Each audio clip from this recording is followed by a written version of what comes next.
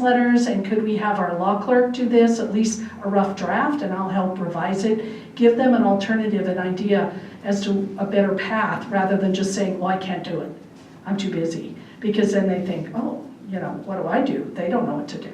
That's one of the, I think, misconception is that lawyers know anything.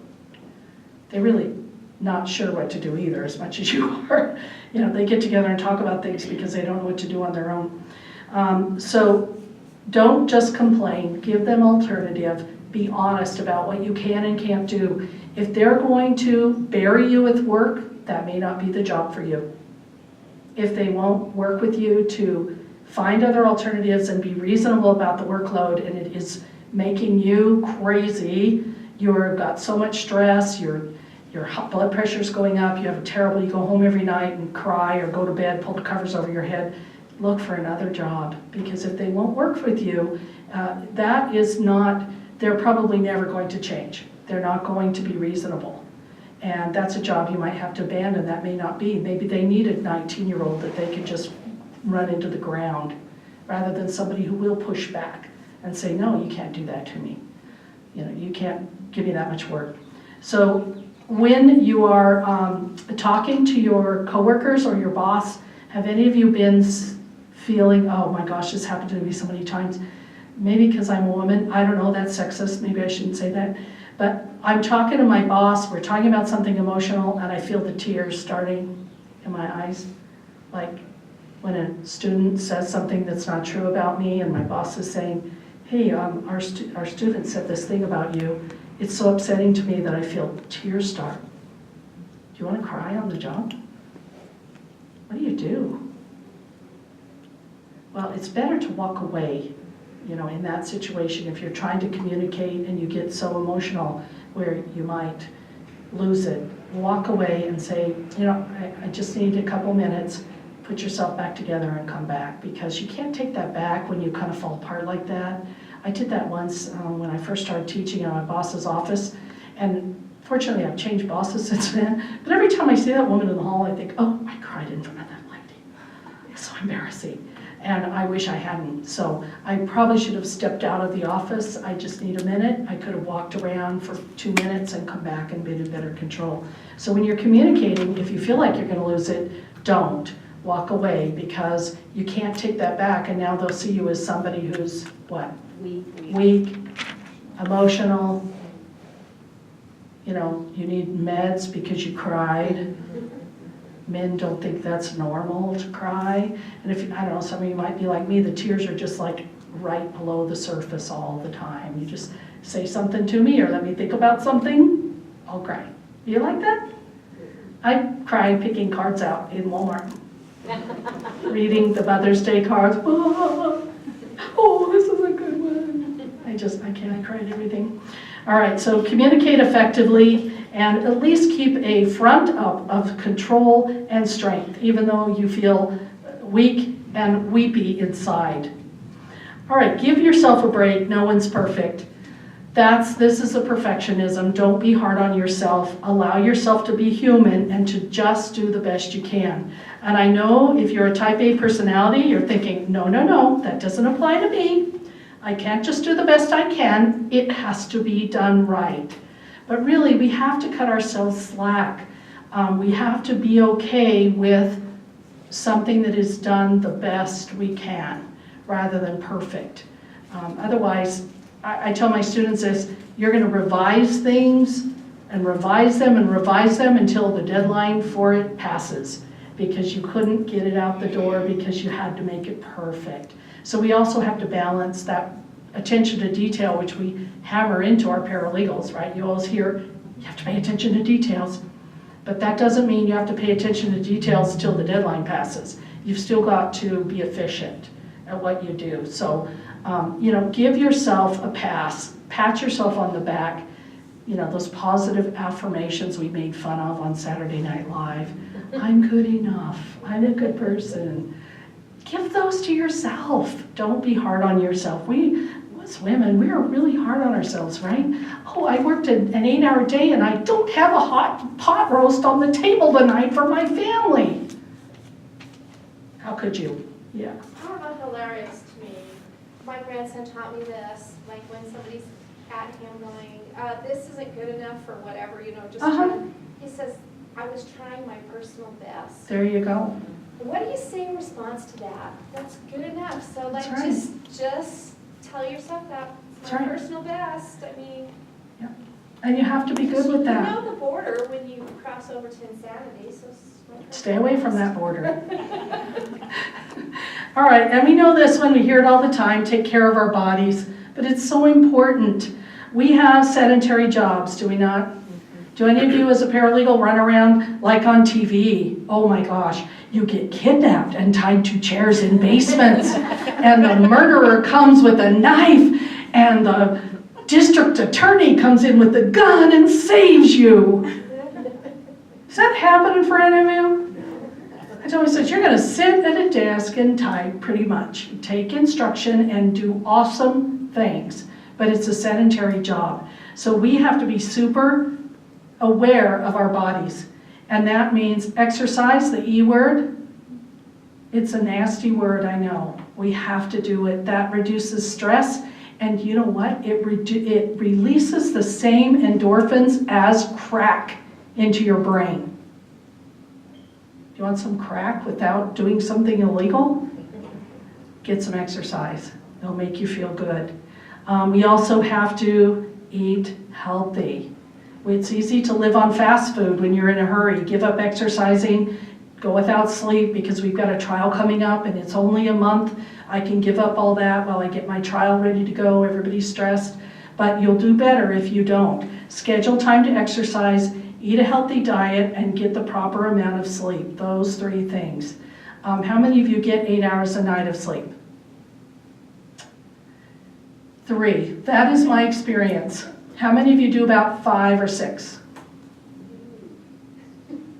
What do you think, gals? Not good? Probably not good, huh? Do you ever hear, though, there's people who say, like, you can get along on 5 hours of sleep, or, you know, there's health people, doctors, radio shows will talk about it. I've heard as you get older you need less sleep. I don't know if that's true or not. I think our bladders wake us up. Yeah. Sad to say. Especially when you try to drink all the water. Yeah, I gotta drink 12 glasses of water and I can only do it from work to bedtime, so I now sleep 8 hours. No, it's not gonna work. So we've got to be drinking during the day, and if you're like me, I think you probably are, I have gone days where at 10 o'clock I'll think, oh, I need to go to the bathroom. And then at 12 I'll think, oh, I gotta go to the bathroom. At 1:30 I'm thinking, oh, I need to go to the bathroom. And finally, when I get home at 5 o'clock at night, I go to the bathroom. Have you had days like that? Why? Why are we doing that to ourselves? Can't we take 5 minutes and go to the bathroom? It's part of my break thing. Yes. Get up. You've got to do it because that's not good for you either to be, you know, we reduce our water intake so we don't have to take time to go to the bathroom. I do water aerobics and our really young little cute guy that teaches us, he says, come to class with a full water bottle and leave with an empty one. And all this old ladies say, no, we come to class with a full bladder and leave with an empty one. Don't ask us to drink because we can't. You know, you're in the water exercising. You can't be drinking water. Oh, some of you know what I'm talking about. So, but be careful to take care of your body, really. It's the only one you've got. And after you're done with this attorney and done with this job, you still want to have a life. Also, take a vacation. Do you skip your vacations? Is it harder to take a vacation because you come back to a stack? Yes. So you think, well, I'm not going to take any time off. I don't want. Or like, I wish I'd have never gone. Yeah. But you know what? Take it anyway. Take that vacation. Regardless of what you might believe, your office will survive without you for a week or 2. Yeah. You know, about 15 years ago, I was one that worked 12-hour days. I have a large family, 10 kids, and I missed their ball games, I missed their cheerleading, everything. And then a coworker said to me, if you died tomorrow, this office would have you replaced in 3 days and your family never could. And, you know, that was like a light bulb to me. I said, okay, I'm out of here at 5 o'clock. I'm through doing weekends. I'm through doing, you know, late nights. Of course, trial and things you have to, but for the most part, you train your boss and then they know, did it to her early because she she's out of here. It's great. And you've learned the hard way, and you've learned that lesson well. So I hope you are passing this, all of you, this information on to those young paralegals that join your firm. I hope you take them aside, and because I'm telling that as I train, I'm telling this to them as I train them. But hearing it from their coworker who's been there for 10 years or something, it's going to be more valuable. So I hope you will mentor these young paralegals. They're kind of like my babies. I send them out into your firms, and I think some of you work with some of my students more than likely, and they're just my little babies, and I don't want them to have a big bad attorney take advantage of them. So mentor them, please. That's just an aside, you know. They have 18 months to 2 years of training, but you know they don't know what they need to know, and they certainly don't know how to manage an attorney and protect themselves from the bad things that can happen to them. So please be their mentors. All right, next thing, give up multitasking. Just give it up. It doesn't work. Avoid bringing work home. When you're home, be home. Return business calls on the clock. Otherwise, you're giving time free to your employer. You're giving time to them that they should be paying you for. So you're saying, yeah, I'll work for free. I'll answer emails and voicemails and texts off the job. That's free. They should be paying you for that. So let's not give them free. They make enough money. They can pay you. There might be an emergency, of course, but let's try to only keep it to emergencies, or they'll start to expect it. Once you do it, then they'll start, if you get that pattern going, they'll expect you to always take it home. Unplug, we talked about technology. Be with your family. Don't text during your kids' soccer game. Don't send emails while you're hanging out with your family. Be present with them, and let that be your time with your family. A couple more things, ask for help. You're not superhuman. We don't want to hear that, do we? Yes, I am. Superhuman paralegal. We're not superhuman, and you have people who are willing and capable of helping you. Delegating is a skill and a tool, not a weakness. So you develop the skill to delegate, and you develop the tool of delegation. You learn how to do it. It's not a weakness. You are not telling your boss, I'm weak. You're saying, I know what I can do and what I can't. And then the one thing women need to do is learn to say no. Do you know how to say no? It's difficult for some of us. We don't like to disappoint people. We feel like we want to make ourselves proud with our boss and our family, our friends, and we can take on more than we can handle. We stretch ourselves thin. Are any of you stretched thin right now? Sit down and think about it. How am I going to get out of this? How am I going to make this happen so that I can be happy along with achieving on the job? Because your happiness is really, if your plate is too full, you're not going to be happy. See if you can pass some things on to someone else, maybe.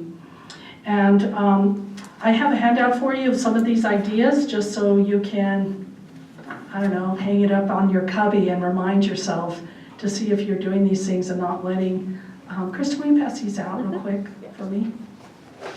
I did 40 because I didn't know how many people would be here. Do you have friends that are suffering that you think you need to read this? So I got more. Put some extras over by the. That'd be great. So Certificate.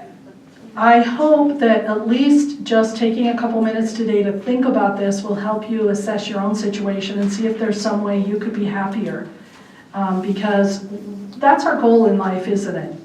To be happy.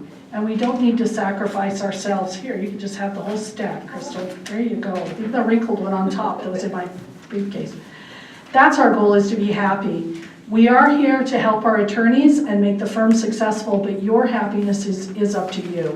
And your attorney is not going to be sitting around thinking about how to make you happy, I promise. They are some very good to their paralegals. Do some of you have good attorneys? I talk so bad about them. Yeah.